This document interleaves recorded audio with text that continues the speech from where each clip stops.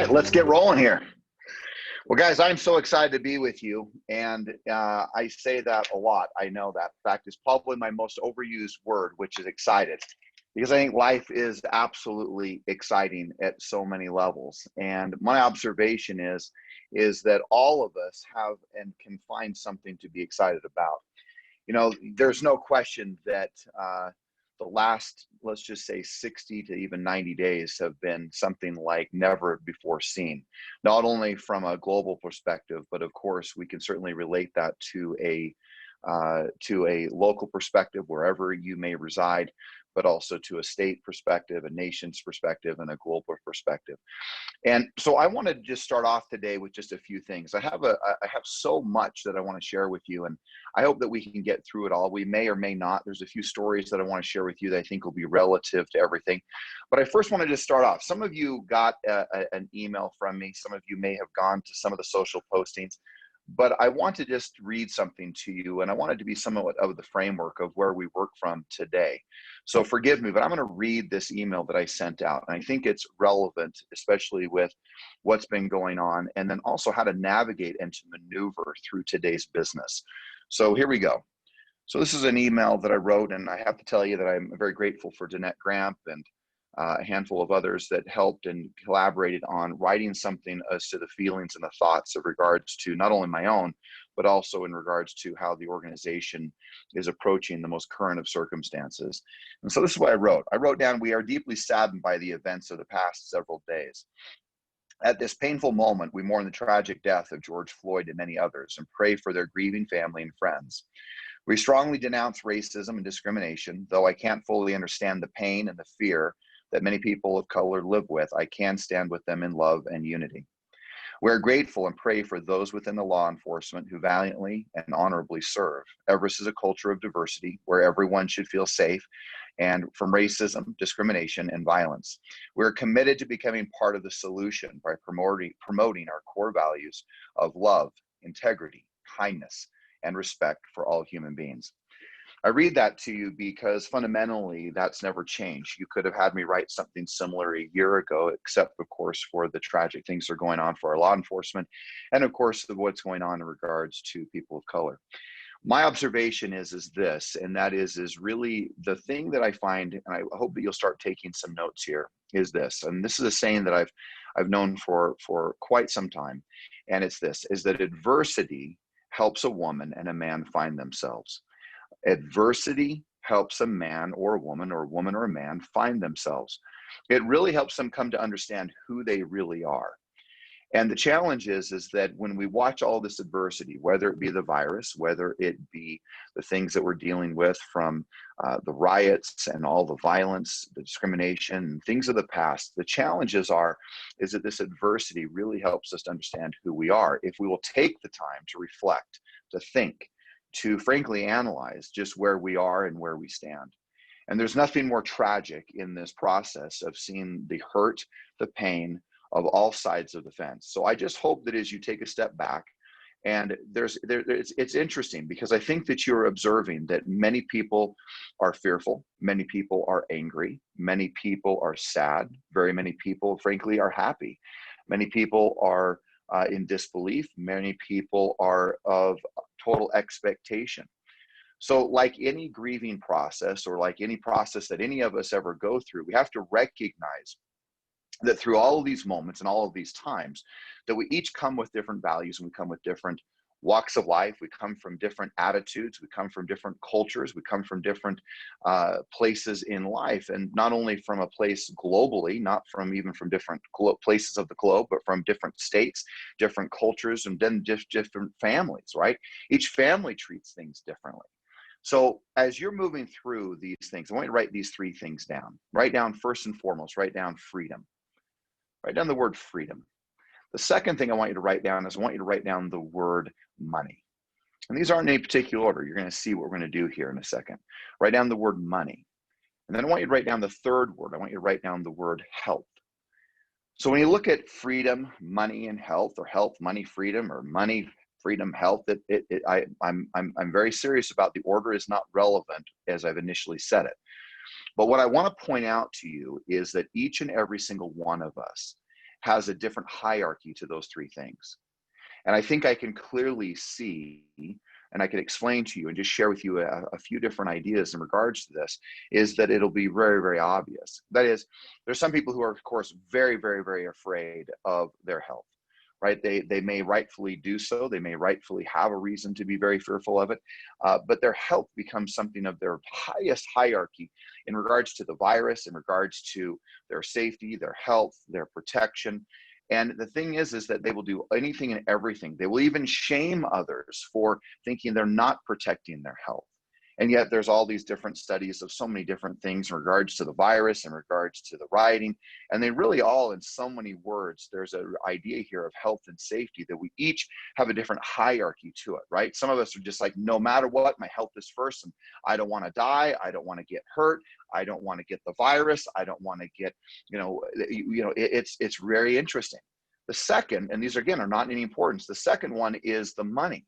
Some of us are like, man, I don't care about my health, or I care about my health, but I'll be fine.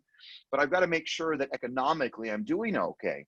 And so there's a lot of agents, right? Specifically, we're talking real estate at this point. They're very, very frustrated economically.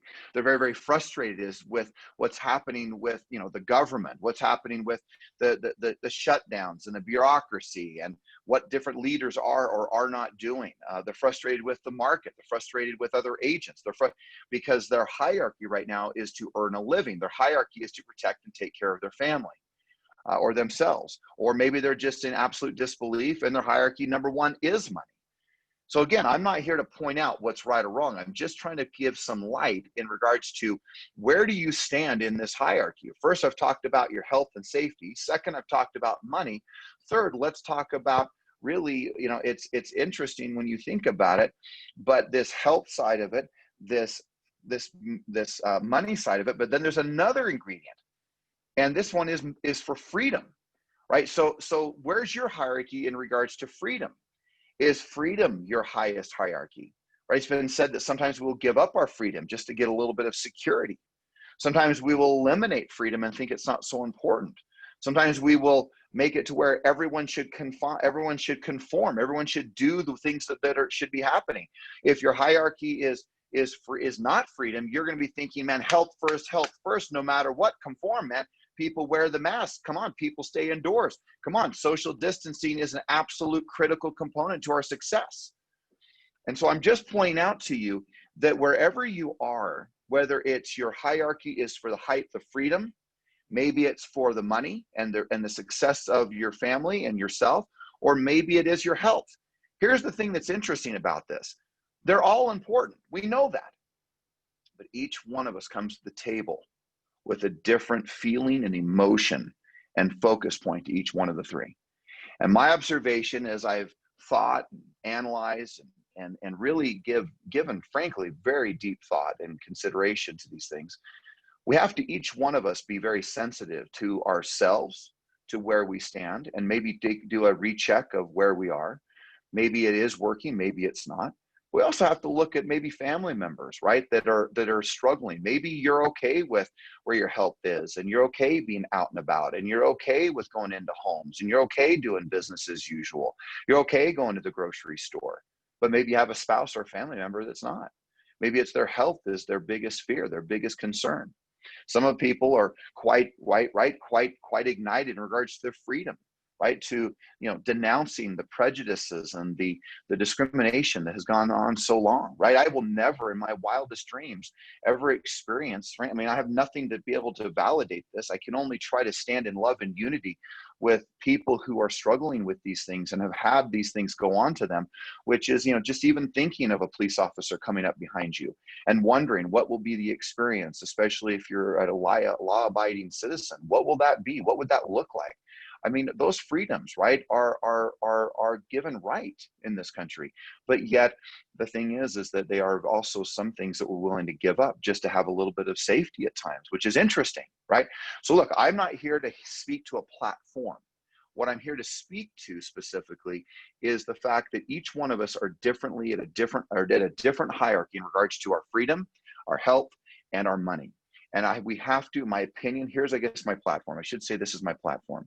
We must be sensitive, understanding, and as much as we possibly can empathetic to everyone's situation. And yes, denouncing violence. Yes, denouncing discrimination. Yes, denouncing any type of racism. Unacceptable at any level and every level.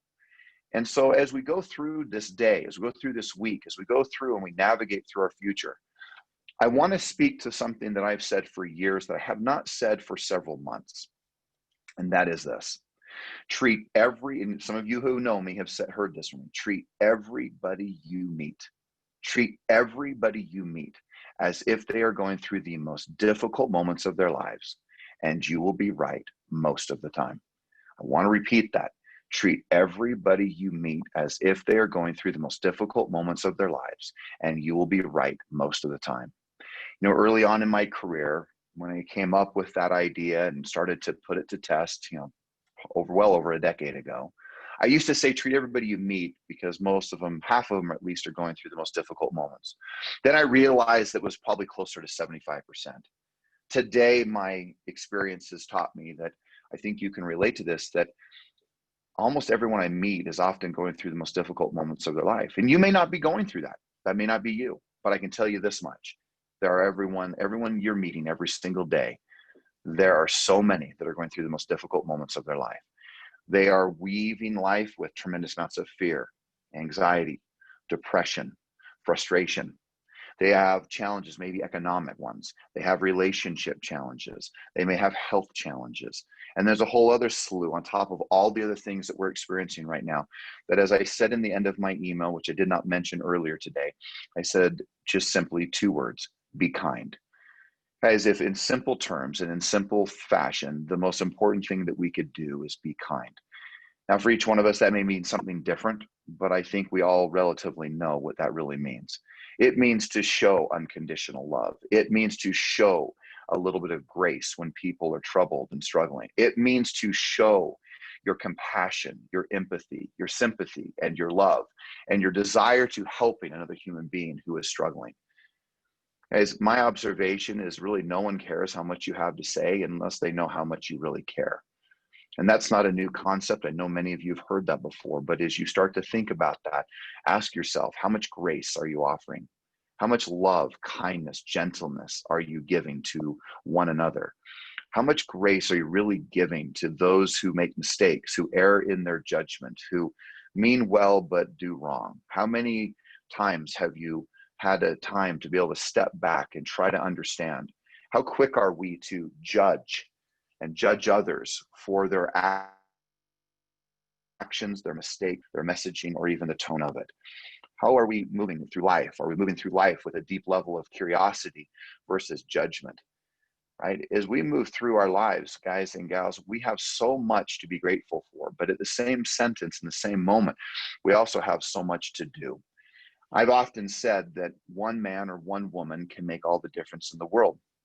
I learned that from one of my dear friends. Many of you know him. He was also one of the former presidents of Everest, and his name was Steve Forey. In my early 20s, he had the opportunity to sit down with me, or I had the opportunity to sit down with him. He took the opportunity, didn't need to, but did, and simply said those words. He said, "George, don't ever forget, one man, one woman can make all the difference in the world." And my observation is that that is our stewardship, that is our responsibility, and that is our privilege. It is our right. And frankly, it is an obligation, because each one of us has a stewardship. And although we can handle our stewardships in many different ways, we can whine, we can complain, we can point fingers, we can be a victim, and we can blame others for our mistakes. What I want to have you recognize is that you have the privilege and the opportunity in your life to shape your life the way you choose to. Earlier, a week ago, last Monday, I spoke to the idea of the fact that you get a choice every single day to choose what you focus on. And what I'm really speaking to in regards to this is that you each have a story that you get to each tell yourself. And some of us need to really marry a new story. Marry, that's right, a new marriage between you and your story. Because so often our story has not been what it needs to be. And if that story is regarding your health, your freedom, and your money, maybe the story needs to change. Maybe your approach needs to change. Now, here's the thing. Your story may be perfect. And this is the question that I always like to ask. If your story is working for you, whether it be in economics, your health, and your relationships, or the current circumstances of our day, if your story is serving you, if it is serving you well, and if it is bringing you what you desire, what you want out of your life, then the thing is then I'm sure it's a good story. But now take a moment, just take a moment and really ask yourself, is my story serving me? Is my story giving me what I ultimately desire out of my life?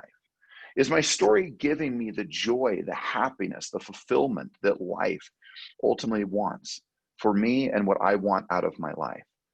And so if that is not the case, then take a step back and realize that there's a story that you can tell yourself. And in the shape of that story, you can shape your life. And if you can master your story, you're going to master your life. And so often we think, well, what do you mean by this story? Well, the story is the focus points. The story is the meaning we give things. The story is everything about what we do every single day. The story, it gives us the results. So what story do you choose to shape today? My observation is that many people shape a story based on their fear. They shape a story based on all the things they don't want. They shape a story on all the things that aren't going right. They shape a story based on what they can blame. They shape a story based on what they can't control. The question is, can you shape a story today? Can you just, right after this, maybe in the middle of this, do it while I'm talking. Can you shape a new story that shapes in the shape of your dreams, your goals, your most sacred desires, the things that you want the most? Are you going to do it perfectly? Heavens no. Are you going to reshape that story, modify the story, improve the story? Of course you are. But guys, each one of us has a stewardship. We have a responsibility. We have a responsibility to love, to be kind. We have a story. We have a new story we should be creating, that our life is extraordinary, that we're going to be a beacon of hope. We're going to be a leader, not just a bystander, not just a bench warmer. We're going to be someone who shapes a new story and that crafts something different that we can bring to not only our lives personally, but to our family, to our community, to going out and making a difference. That we look for ways to give opportunity for those that are downtrodden and those who are hurting and those that do not have opportunity. You give that despite the color of their skin. You give opportunity, period, right? You give opportunity to people who need you because you have begun the path of mastering a better story, which creates a better level of discipline, a better outcome, and you're there to lead as a light. So as I mentioned, I have just a few stories that I wanted to share with you. Gosh, it's amazing how fast this time goes. But I just want to share one story, and it's one to me that means a lot. I know that within the military, it has some sensitivity, and I want to be very respectful of that, but I also think it's very meaningful. And the reason why, to me, it is so meaningful is because we have a stewardship and we have a responsibility. I believe there's three groups of people. I believe that there are the wolves of the world. There are people who are truly out there to hurt people. And it is unfortunate. We've seen that in just basic society. We've seen some of it even in law enforcement. We've seen some of it in the most tragic of situations. And it happens, guys. It absolutely happens. There are wolves out there. There are people who truly want to hurt people. And I'm not even suggesting there's a lot of those people, but I am suggesting that they are out there. The second group of people are the sheep. And the people who are probably not as aware and conscious of their stewardship. They're maybe not as driven for achievement. They're maybe not as driven to just simply go out and tackle and take the world by storm. And those sheep often are attacked by the wolves, right? If we just take it the basic level of, sheep herding, right, is that the wolf is trying to attack the sheep. And the thing is that these sheep are innocent. They can be people who have done no wrong. They have a pure heart. They have a kind soul. There are people who I look at people like, actually the three mothers that have raised me. I look at them and think, my goodness gracious, what kind souls. Not that they're sheep, not that they're just followers. I'm not talking a derogatory. I'm talking about gentle souls, souls who love, souls who are kind, souls that are giving at every level. And then there's a third. There's what I call the sheepdog. And the sheepdog are the people who protect the sheep against the wolves. Guys, if you're listening to this and you're in the sound of my voice, I'm challenging you to be a sheepdog. I'm challenging you to step up in today's world and recognize that you have a stewardship in your life, in your family, in your community, in your state, and in this nation to protect what is right, to protect the sheep, to protect them against the wolves. The wolves could be a bad agent. The wolves could be someone of racism. The wolves could be someone who wants to harm and difficulty to another. You each know individually when you see a wolf, they're the people who want to hurt. They are violent. They are people who want to destroy in a bad way, in a most unproductive way. You know who they are. You see them often. If you ever turn on the news, you see the wolves of the world. Be a sheepdog. Sheepdogs protect the sheep. They protect others. They bring their love, their kindness, their protection. They don't bring their aggression to the sheep. If they're aggressive, it's to protect those that are downtrodden, to protect those that are hurting. It's to protect the gentle souls of this earth. And look, you may say, how does this have anything to do with real estate? Oh my gosh, this is where I first came to the idea. There are so many agents that are out there trying to hurt other people, take advantage of an elderly, take advantage of someone who might be considered someone who is not of great economic status, who to hurt a minority, to hurt a person of color. Your job is to protect. Your job is to be a great steward. And I'm just challenging each one of us individually to recognize that as we move through this, this is not something that you should just have to manufacture, come out of the air and beam. It should be who you are. It should be the person you desire to be. So maybe a better question, if you're not that person today, who do you need to be? Who do you want to be under the circumstances? Do you want to be the person who walks around in great anger, who walks around in great anxiety, who is pointing fingers, victimizing, blaming, and being absolutely frustrated beyond measure? Do you have to be that person? You don't have to be that person. Can you be a beacon of hope, light, solidarity, community, bringing peoples together, champion the best of causes? The answer is you can.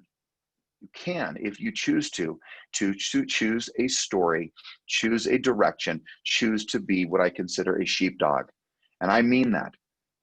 If you ever have a chance to watch the little story, a little clip from the American Sniper, the movie, it's where that little story is, where I first came into greetings with that. And I thought, wow, what a profound story. The wolf, the sheep, and the sheepdog. Gang, look, my observation as we move through these circumstances, you move through this week, you have to recognize that if you're not dealing with anything that's going on, okay, I can understand that you may be ignoring it, you may be stepping outside of it, you may be moving off of it to say, man, I'm just going to focus on my business, and I get that.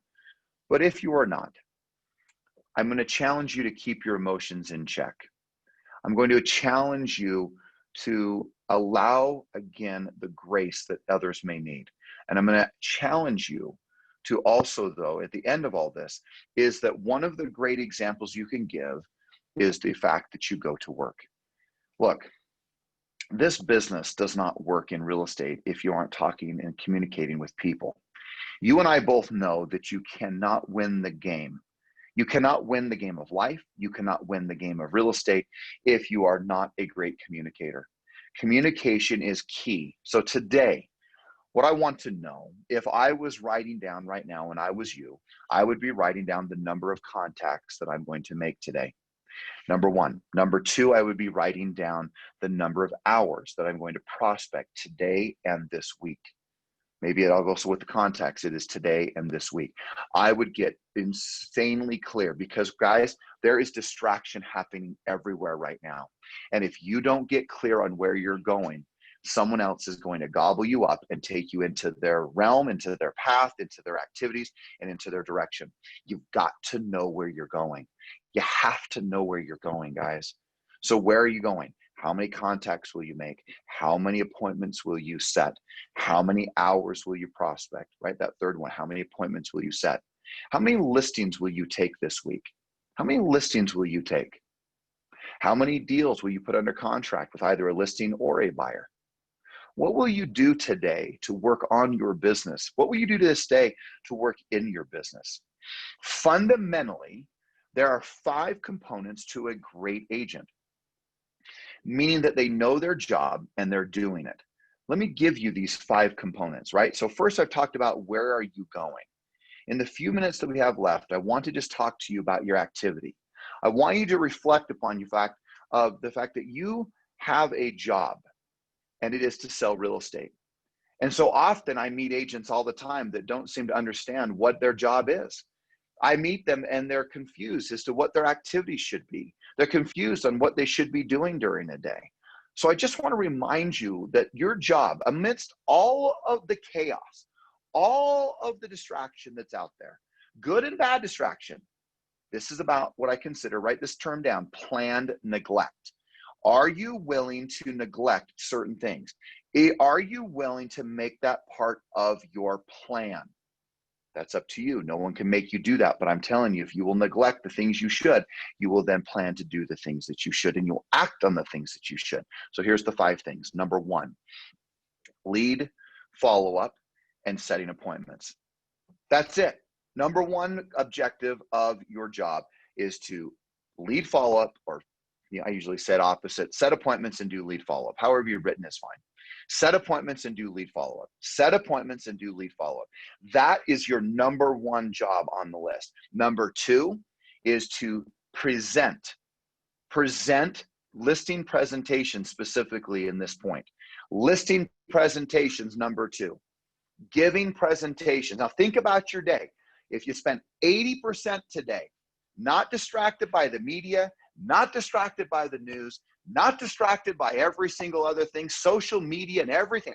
What if you just turned all of that off for a minute, turned it all off, and you just said, you know what, today I'm going to set an appointment. I set an appointment and I'm going to do my lead follow-up. Number 2, I am going to make sure that I give a listing presentation today or this week, or many of them this week, which would even be better, right? Number 3 is to negotiate contracts. Are you negotiating contracts? If you are, congratulations. I love it, right? Negotiating contracts, number 3. Number 4 is to talk to your sellers and get price reductions. Speak with your sellers and get price reductions. Are you getting them? Are you communicating? All right. And number 5 is to work with highly qualified buyers. Work with highly qualified buyers. Gang, this is the deal. You've got to work with those buyers. And you got to work with them effectively. And I'm seeing a lot of you do that. But at the same time, you got to work with them. You got to be able to present to them. You got to be able to work with them. You got to be able to show the properties in the right manner. And we're not going to get into the details of that. But look, the 5 things of your job is to do those 5 things 80% of the time. So let me just repeat them. Setting appointments, doing lead follow-up. Number 2, listing presentations. Number 3, negotiate contracts. Number 4, give price reductions and speak to those sellers. And number 5, work with highly qualified buyers. 80% of your time. Now look, if you don't have leads to follow up on, if you don't have listing presentations to give, if you don't have negotiations to have, or have negotiations, if you don't have price reductions and sellers to call, if you don't have buyers to work with, then yes, it's conceivable right now. And I know that can be daunting, but for a short period of time, you've got to recognize that 80% of your time, that means 6, 7, 8 hours in a day, you might be prospecting. But if you want to change the whole course of where your life is heading, you then get a hold of your sphere. You get a hold of the people who are desperate for your leadership. And you spend 80% of your time doing these 5s I've talked about, and you will win the game of real estate. You'll win it. I promise you, you will. And where do you spend the other 20%? It's simple. You spend the other 20% administrating. Notice I didn't say anything, you're administrating. So that means you should be administrating maybe 1 or 2 hours in a day, not 8 hours a day. 1 or 2 hours in a day you administrate. Maybe it's returning the emails, returning the phone calls. Maybe it's doing all of those things that you need to do. But I am here to tell you, gang, that you can do this and you can win the game. I know you can win the game. So look, just know how much I care for you guys and how grateful I am for the association. I'm incredibly humbled by the fact that you're on this call. I know there will be many people who will listen to it later, and I just want you to know how thankful I am for you. I am grateful for your perseverance. I'm grateful for your passion. I'm grateful for your energy. I'm grateful for your tenacity. I'm grateful for your resilience. I'm grateful for everything that you continue to put forth. And look, these are difficult moments and these are challenging times. I'm going to challenge you again to give people a little bit of grace. Everybody I know is trying to do the best job they know how.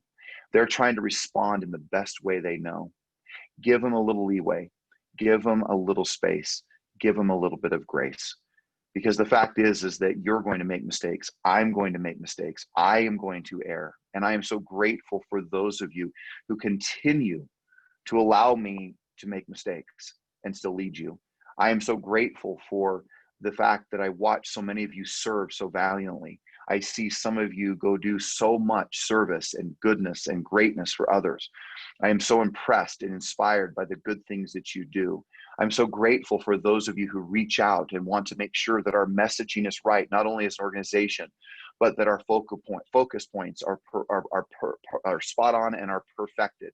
Why? Because we are in a very volatile society today. We are in a very volatile moment today.